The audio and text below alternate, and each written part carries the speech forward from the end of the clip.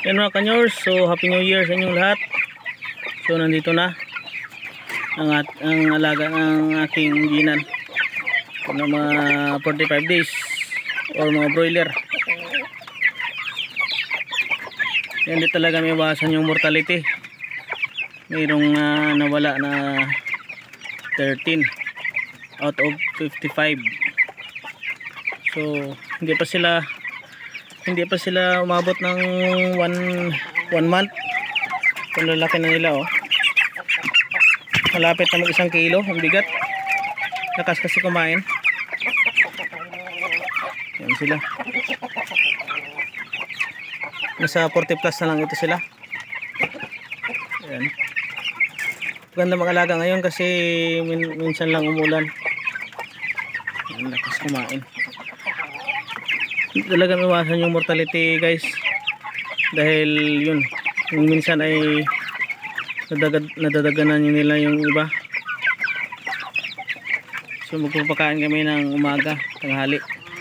Hindi namin nilalagyan ng ad libitum, unlimited, kasi medyo magastos din sa feeds. Yan sila. So may hapon magpapakain ulit. Kung tataba na nila, tinan niyo yung puwitan nila.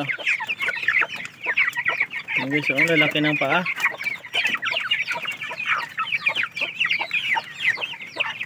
So ito yung i-vlog ko nung nakaraan na videohan ko kung magkano yung presyo. So ngayon ay bumagsak yung presyo from 35 yung per chick.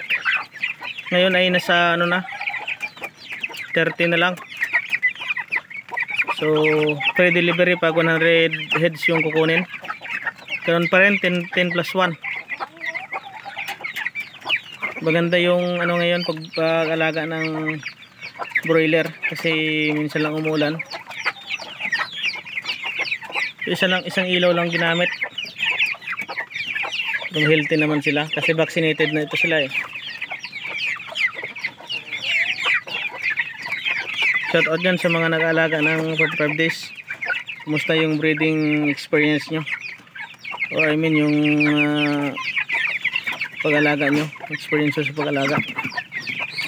At ano yung mga technique, ano pa yung mga may suggest nyo sa aming mga beginners sa pag-aalaga ng broiler.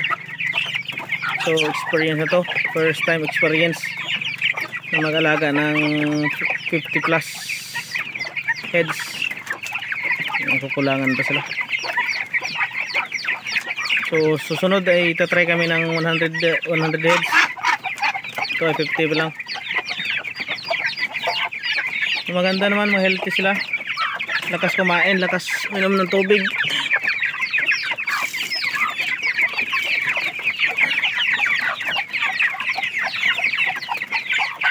Panood ko rin sa mga nag-alaga ng ng manok.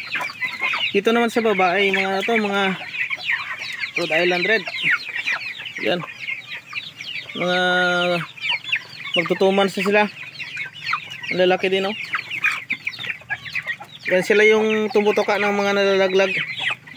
So magandang set up to ng ng kulungan. Doon yung iba. So 12 heads to, yung mga Rhode Island Red. May isa dito na decal brown. Ito yun, darag. Halo-halo na yung mga manok dito. Ito yung highlight dito kasi ito yung pinakarami. So next month ay magta-try naman ulit ng panibagong batch. So siguro mga 100 heads pag naibenta ito yung iba.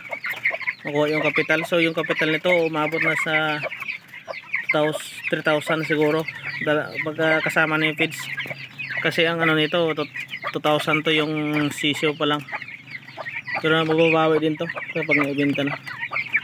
At yun, pang okasyon, trial pa na lang trial pa lang to, dry run.